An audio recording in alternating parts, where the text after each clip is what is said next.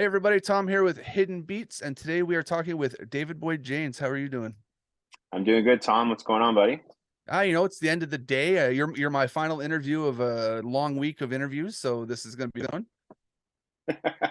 That means I'm your favorite interview because after this one, you get to crack a cold one, right? Exactly, that's the whole plan. So for those who are new to you and your music, can you give a little intro about yourself? My name is David. Born and raised in Toronto, Ontario. I recently moved north to Georgina, and I love it because it's nice and peaceful here. I do music full time, and I left the 9 to 5 job back in 2017, and I'm grateful that I get to make music for a living. So it's yeah, that's pretty much it. I mean, if you can do what you love, why not, eh? I mean, I think everybody should try and do that, regardless of what your passions are. I just got to a point in my life where, I came out of a brutal breakup, and I feel like sometimes it takes some people hitting rock bottom to, just decide, why not? Why not just try and do something for me? Hmm. So what got you into music to start? Did you have a musical family? Just kind of did it hit you at a young age? So I grew up in an East Coast home in the big city of Toronto. So both my parents moved from Newfoundland to Toronto and met each other here in the city, or there in the city. I'm not there anymore. And music was just a part of my upbringing. It was we did a lot of kitchen parties. That's a huge East Coast thing. And never really thinking I was gonna, get into the business. I just really enjoyed music, and I think when I was younger, I just enjoyed being the center of attention, to be honest with you. And and then as I got older, I just started to realize that there's a lot more to it if you actually want to have a career in this industry. So, um, I just love music, bro. That's really it. And what better place to be, than in one of the hardest industries in the world. So, I certainly set the bar high in terms of expectations, but I think as we get older, as I get older, I start to realize it's less and less about the awards and the accolades, and it's more and more about trying to find some kind of peace and humility in the music that you create for other people, because you start getting messages from fans where they're just like, hey, that song really did something for me specifically and what I'm going through, and you start to realize that is what keeps you going. Because all the awards and stuff, they're just paperweights, and they're just cool weekends that eventually just become memories. So for me, I think tapping into the creative process of making something, um, there's nothing cooler than writing a song in your bedroom and then going to a festival and seeing people sing along and you've never met them. I mean, that's something that you can never get used to. Yeah, for sure. And speaking of festivals, I know we quickly touched on the first time I ever saw you was at the Boots and Hearts Emerging Artist Festival, and ended up going on to do some bigger things after that. Yeah, the Boots and Hearts platform, I think, is amazing for newer artists, up and coming talents, to get out on a, we call it the big boy stage, where you just walk out there and you think like, shit, Yeah. this is for real. And but I think it's just one of many platforms that are out there to help up and coming artists, to be seen and be heard. And that was an incredible experience that I'll never forget. Yeah. And so what's your journey been like since then? I know you get the out there, you have the attention of labels, things like that. How did that jump your career up that much more? I mean, 2019 for me was surreal. We entered 3 different contests across Ontario. We won all 3 of them, miraculously, and then COVID hit. Like 6 months later. Hmm. So it was riding this crazy high of, oh my God, it's happening, everything's coming together, and then next thing you know, the world just like turned off for 2 years. Yeah. So I think in those 2 years, I didn't get to do a lot of the things that may have come my way because of the pandemic. But I just spent a lot of time writing and practicing with my band, and hoping that, I mean, there was a point where we thought maybe there'll never be live events again. Maybe, the idea of having thousands of people in a small space may never happen again. And I'm very grateful that that's not the case. But it was a weird path, bro, for 2 years because of the Hmm. pandemic. And but since then, sure, I've got to meet a lot of people and stand in a lot of rooms that naturally I wouldn't have been allowed in before. Um, and learn a lot about this industry because there's a lot to unfold. The music industry is a giant onion with several layers of BS and Yeah. genuine love for music. And it's been a whirlwind, dude. It's opened my eyes a lot, and it's pulled the curtain back to what this industry is really about, on the side of the industry, and then on the side of the listeners and the fans. And Hmm. I will tell you that what I've learned, and what I feel I've known all along, is the real boss is the fans. Those are the people that you work for. And I think the best thing that anyone can do is be themselves, and try and create music that you think, um, is not so much going to fit radio or fit what people want to hear, but it's true to who you are and what you stand for.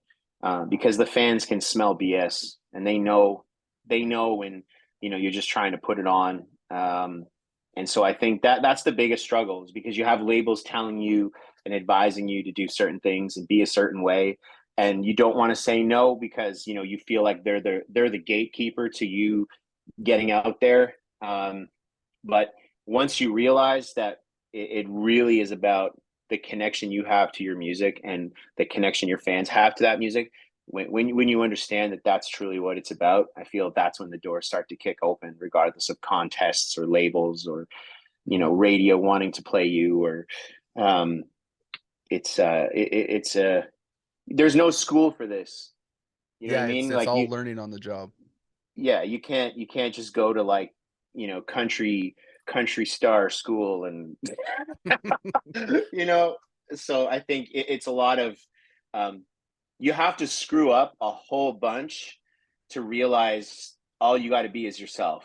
And I think, not to say that my music previously wasn't me being me, but it was certainly being influenced, um by the industry. And you got a lot of people in your ear telling you, you should do this, you should do that, you shouldn't do this, you should do this. And you're just like, so, Hmm. I'm a bit older, and I guess maybe my stubborn ways of just pushing back, and just saying, like, I respect your opinions, but I have to do this for me, because at the end of the day, if I'm not happy, or my mental health is taking a hit, then there is no music. So, for Hmm. me, at least. So yeah, this time around is different. Yeah, and it becomes a business to them. It's where you it's an emotion, them it's a business. They're looking for numbers and they aren't out there playing. They don't know what that feeling is other than seeing dollar signs, really. Yeah, it's kind of wild, really, because, when you look back, when I look back to younger me, like 12-year-old me, it was the dream of signing a record deal, and it was the dream of touring, and it was the dream of being out there singing songs, and you really don't understand the magnitude of what's behind that and what's involved in that. And the craziest thing is like, you take something like Boots and Hearts, for example. You win Boots and Hearts, and you think, okay, this is like the Canadian Idol of country music for Canada, Hmm. but at the end of the day, it's just a festival that lasts for 3 or 4 days, and then it's over until the next year. And I think what a lot of people don't think about is what you do in between those shows, what you Yeah. do in between those contests. And you know and I think you get wrapped up in the stuff, the things. And for me, it's just never been something that that drives me. Fame doesn't drive me. Money doesn't drive me. Obviously, I got to pay my bills. But I left a very comfortable job to do music because music's my passion. Mm-hmm. Um, but there's a lot of sharks in the water out there, man. There's a lot of people that are trying to take from the tree, and eventually, if the tree runs out of apples, then nobody eats, right? Yeah. Um, so it's a really crazy thing to sign a deal with a major label and then feel like you're just sitting around waiting for someone else to want to push your career and your path. Um, there's my dog climbing my shoulder. I love it. What's up, buddy? Look at this guy. That's awesome. you, this is your first interview, Charlie. There we Hey, go. look at this guy. He's just like, "What's up, Daddy? Mm-hmm. What's up, buddy?" So I think it's yeah, man. It's until you're there, until you're in the room, and you see what it's all about. Um, you don't know, and I'm grateful that I got to do that and see what it's about, to realize where I really want to be and what I really want to be doing. So Mm-hmm. And now you've got a new single coming out, Bleed Country. I got to listen to it before the interview. Sounds awesome. yeah, thank you, man. Yeah, for sure. Um, it's different from my other stuff, and I think for me, like, that's what I'm talking about, is before you have okay, Charlie, but you have the quote unquote what people want. They think this is what radio is going to like, and Mm-hmm. blah blah blah, and I mean, I probably shouldn't say this, but I don't care. Like, if radio plays it, great. If they don't, that's fine too. I'm proud of it. I wrote it with two really cool dudes, and what happens happens. And I think that's the best possible attitude that you can have, because when you build all this shit up in your head and then it doesn't happen, mentally, your mental health takes a huge hit, because you feel like, oh, am I doing the thing? Am I doing it the way it's got? Just make the music, man, and put it Mm-hmm. out. And you either like it or you don't. And if you don't, then listen to something else. And the nice thing about this, the digital age now, is you don't always need the label to put your stuff out there and have somebody listen to it and like it. Like social You know media, what? Spotify, that's crazy stuff now. I'll tell you something, man. And this is the thing that nobody's saying, because everybody's afraid of the big bad wolf. The labels, record companies, in my opinion, are bank loans with connections. That's all it is, man. And Mm-hmm. and the industry is changing, and I feel like the industry is opening up.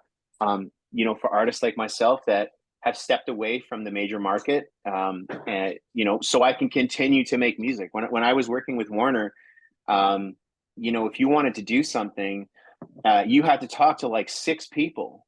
Mm-hmm. You know what I mean? And it's ridiculous. It's just like, like, why do you have to involve so many people to make a decision?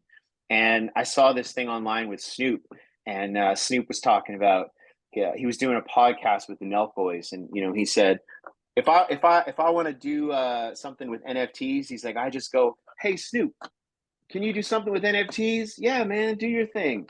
Mm-hmm. And it's like, because he's the label, he's the artist, he's the label, he does it all. And I feel like, yeah, there's a lot more to it when you're doing it all on your own, but at the same time, you have all the control, and Yeah. you don't have other people deciding for you.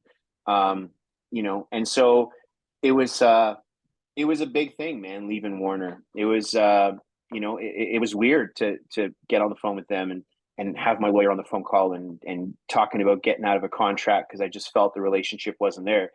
And I don't care if people hear this, and I don't care if they hear it, because it's the truth, man. And Mm-hmm. no one is doing you better than you, Yeah. you know.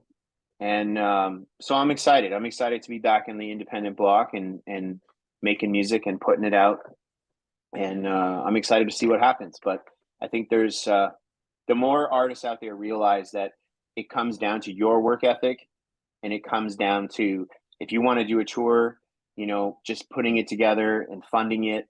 Um, you know that that's the best way, in my opinion, to look at the music industry now with the way things are, and the change in, like you said, you don't need a major label to have a career anymore. Mm. And how do you think your music has evolved since your first stuff popping off and then going through the label and now into the independent realm again? Honestly, bro, I think it's all confidence, man. Yeah, I think it's all about perception and confidence. And it's like, I don't know, do you play hockey? I did once upon a time. Yeah. Okay. Have you ever played paintball? Yeah. Okay, so we'll use paintball because I think it's maybe a better analogy. But the first time I went out to play paintball, I was terrified to get shot. Hmm. I was like, what is it going to feel like? Is it going to hurt? What do I do? Like, it's this fear of the unknown. Yeah. And then all of a sudden you get shot in paintball and you're like, depending on where you get shot, Yeah. and and you're like, it's not so bad. Like it sucks, and it definitely makes you not want to get shot again. But then you know what it's like, and I think the comparison and is in the music industry. It's that thing of like, well, I think I need this, and I think I need that, and it's all these I don't knows. And then when you get the experience behind you, and you understand what it feels like to get shot in paintball or checked in hockey, and then you either become scared of it or you embrace it and you think, I want to get better at this and I want to Hmm. get stronger and faster and wiser. And then some people just get shot in paintball and they never played again. Yeah. So with music, it's the same. It's like, you won Boots and Hearts, you had all this stuff going for you, and then the pandemic happened, and then it slowed down, and then you left the major label, and now you're independent again. And so all of those lessons that you learned throughout that process just allowed me to be more confident as a man, as an individual.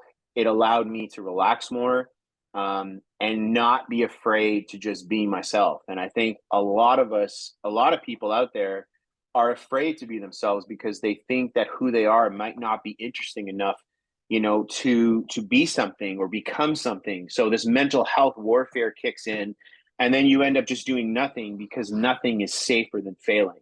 Hmm. And for me, doing nothing is failing because you're not living to your true potential. You're not trying because you're afraid of what might happen. So I think the revolution of my sound and my music and all of that really just comes down to being persistent and not giving up through the hard times.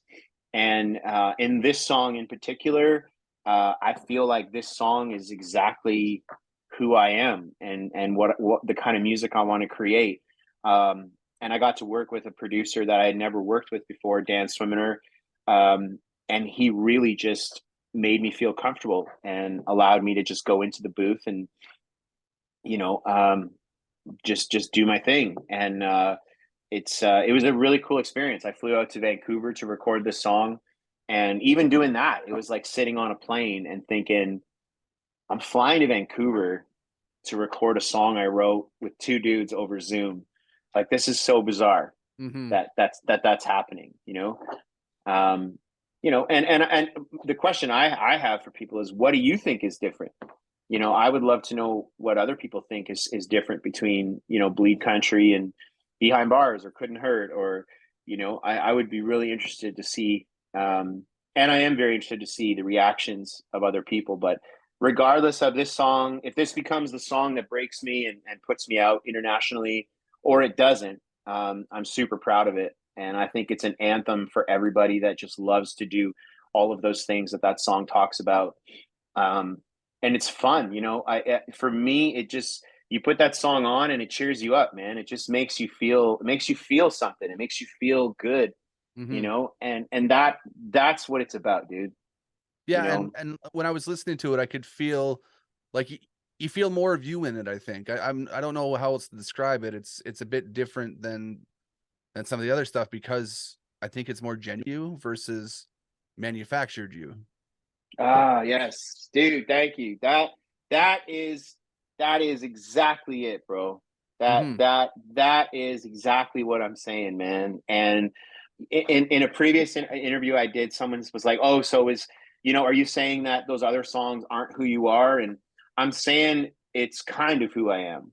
I'm saying that when I originally brought Couldn't Hurt to Warner and played it for them, they told me it sounded boring and I needed to change the key and I needed to do this and do that. And I listened to them because, you know, they're the label, right? Mhm. Um, and so I truly in my heart believe that the fans know that they can tell when something is relaxed in you, and they can tell when something has been manufactured. And I'm so happy you said that, because that's exactly it. And so that's really cool. I appreciate that.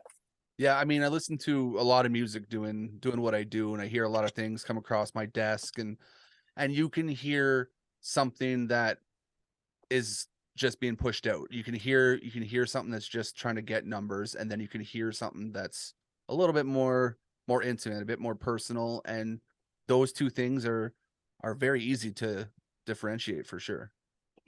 Yeah, I think like strip back everything, right? Like just take away everything for a second. Oh, now he's coming up the other shoulder.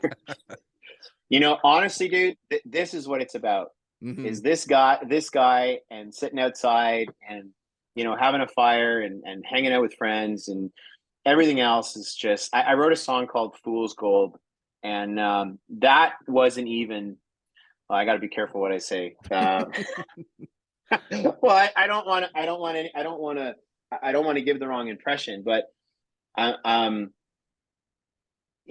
it's funny. I wrote that song with Aaron Allen, as a buddy of mine, and we were at the awards in 21, and I was up for Rising Star, and he was up for Rising Star, and he won.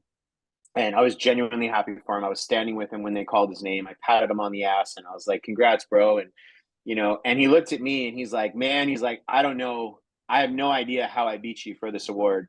And I was like, "Dude, it doesn't even matter." And he's like, "No, I know, but I just wanted to say that." And I was like, we were talking backstage afterwards, and I said, who wins and who doesn't win, it just doesn't matter. It's like these awards and these contests. I hate contests because everybody that's there deserves to be there, and then someone has to win, and then Mhm. everyone else doesn't win, and then the effect that can have on someone mentally, I feel, is so negative.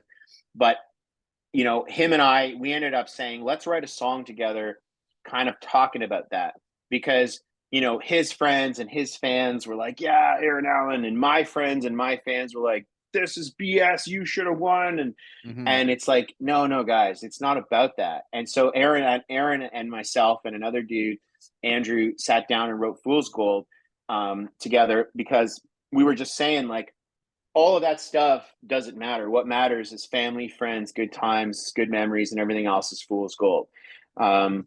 So essentially, whoops, someone was trying to call me there.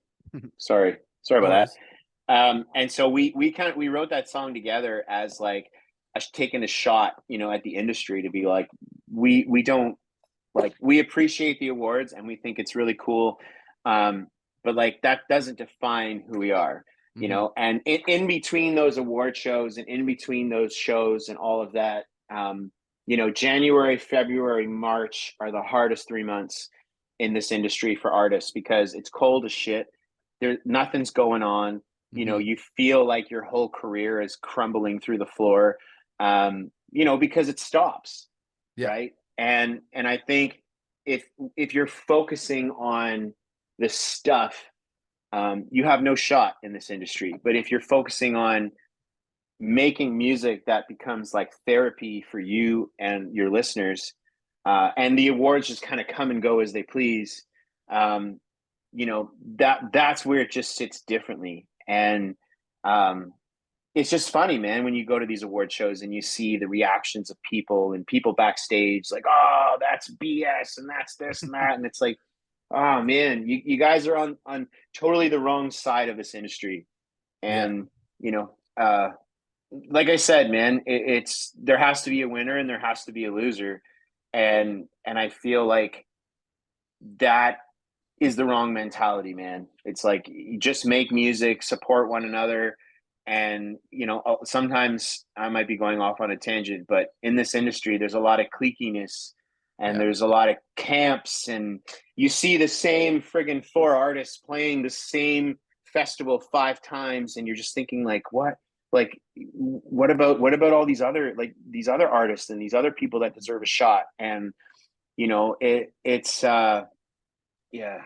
yeah, it's a weird, it's a weird thing, bro. for It's a sure. it's a it's a weird thing. Is there any artists out there right now that you think are killing it? Like who are some of your favorites you're listening to right now? Woo, that's a great question. I think Megan Dawson is awesome. She's insanely talented. She's also just a really nice person. Hmm. And for me, honestly, dude, like I base my opinions based on the music, but also based on the artist. Because there's a lot of people out there that are hella talented, but they're just assholes, Yeah, And I've seen a few of those. right? They got their head so far up their ass they don't know left from right. And I don't know if I can swear on here, but Oh yeah, sorry. for sure. But I mean, I love Fleischer, from out west. Megan Dawson for sure.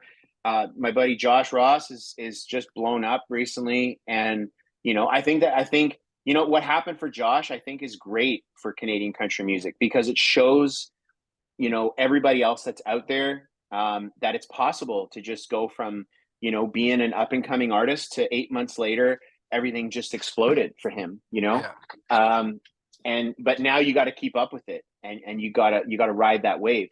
Who else in Canadian country music? I think vocally, Jessica Mitchell is one of the strongest female vocalists out there, and not a lot of people know about her. And I think, again, there's so much talent in this in the hmm, in the talent pool right now, but there's also a lot of silliness too. oh yeah, There's a lot of, okay, Charlie, you need to chill out for real, dude. Go chew on your bone or something, bro. There's a lot of, I call it playing house. There's a lot of people that are playing house, hmm, and you know uh I mean, the fans will figure it out, and more and more, I feel artists are being challenged to write about things.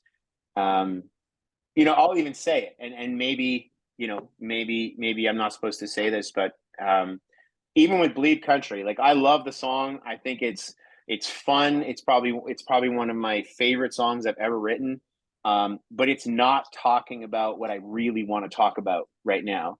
okay, And what I mean by that is I have other songs in the tank that are going to be coming out later this year that are going to touch more on certain experiences that I've had, over the last while, that I feel are so much more important than drinking beer and bonfires and fishing and all of that kind of stuff.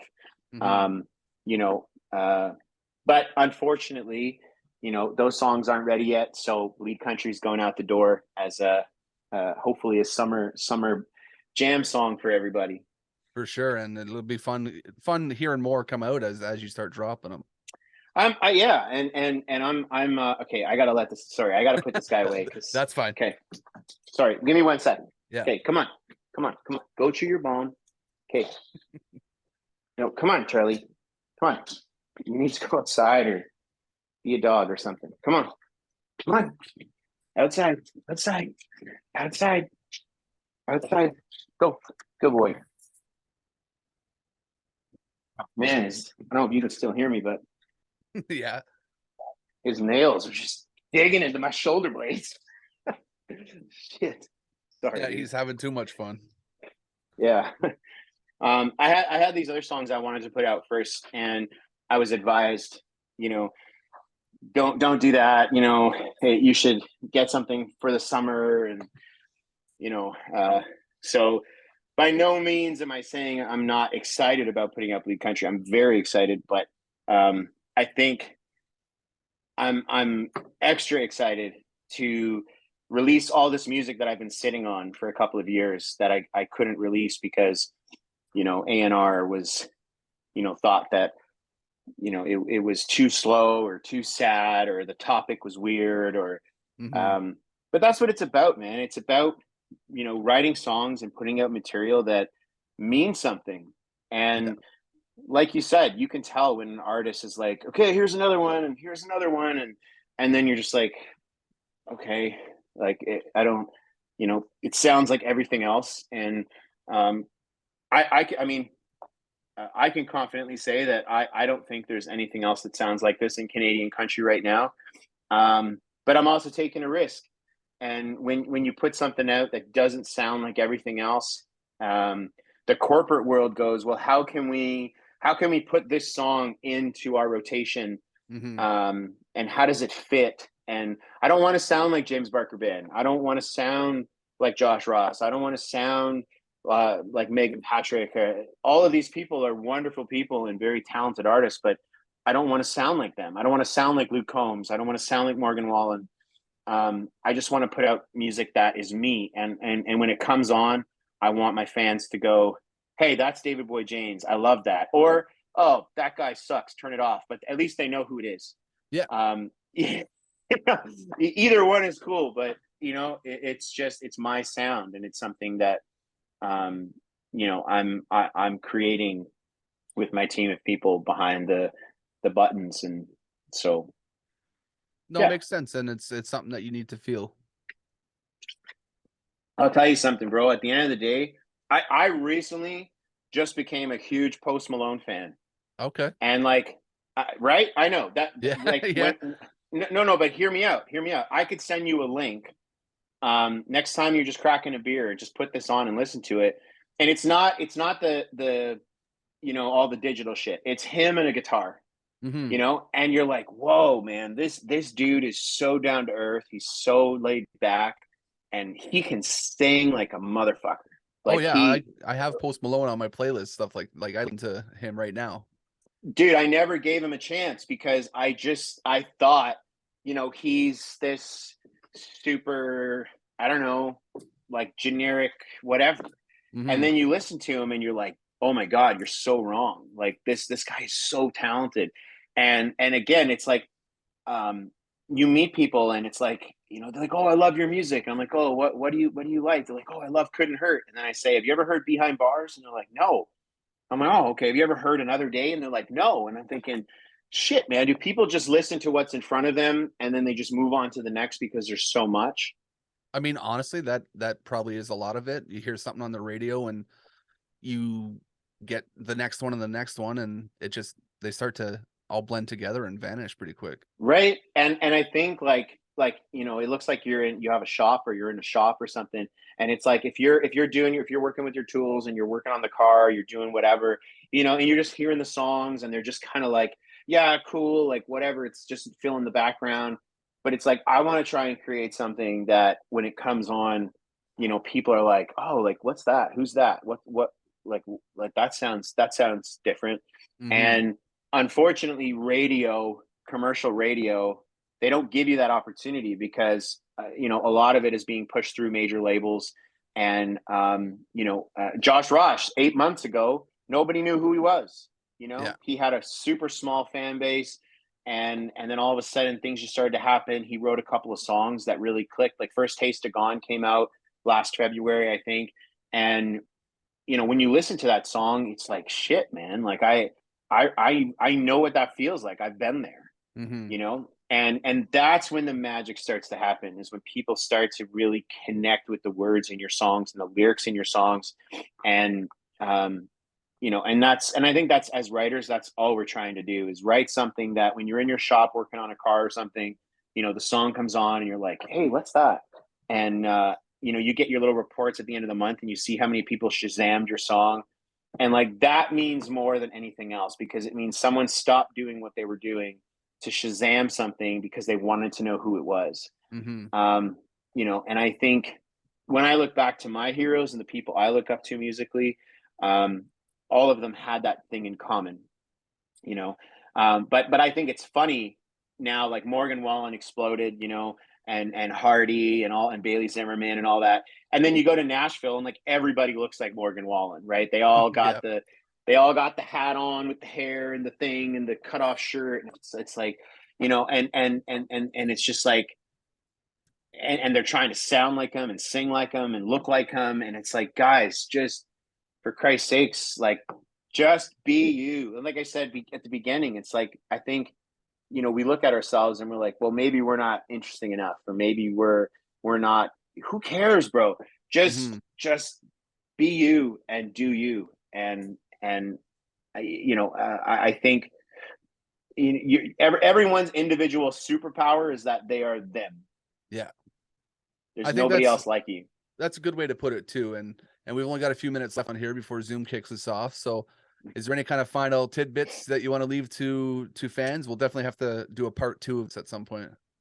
Um, well, thank you. First and foremost, thank you for having me. I really do appreciate it. So I think that's the first thing I want to say. And the second thing is, I hope you enjoy the song. And the second verse goes out to all the smart asses out there that always want to take shots at us for singing about fishing and drinking beers and whatever. And I kind of did this little, smart ass comment of like, so now so stop asking us. It's like, that's Hmm. what we love to do, and that's what we enjoy doing. And so now And I Exactly. think I'm excited for it to go out. I hope people like it. I know they will. It sounds good, and it has you like you feel you in it. Thank you, man. I think it's going to be a great live song, a show like for a live performance. I think it's going to be banging. So Well, definitely looking forward to it. So we'll sign off, and like I said, we're gonna have a part two because I'm sure there's more things we could talk about by far. I I got some questions for you. So we'll save that for part two. Hopefully we'll get to that soon. All right, I can work with that. All right, so you enjoy the rest of your day, and yeah, we'll I'll send you over the link to this once we get it done on Instagram and all that stuff. Awesome, man. I really do appreciate it, and thanks again for taking time to do this today. Yeah, you have a good one. You too, buddy.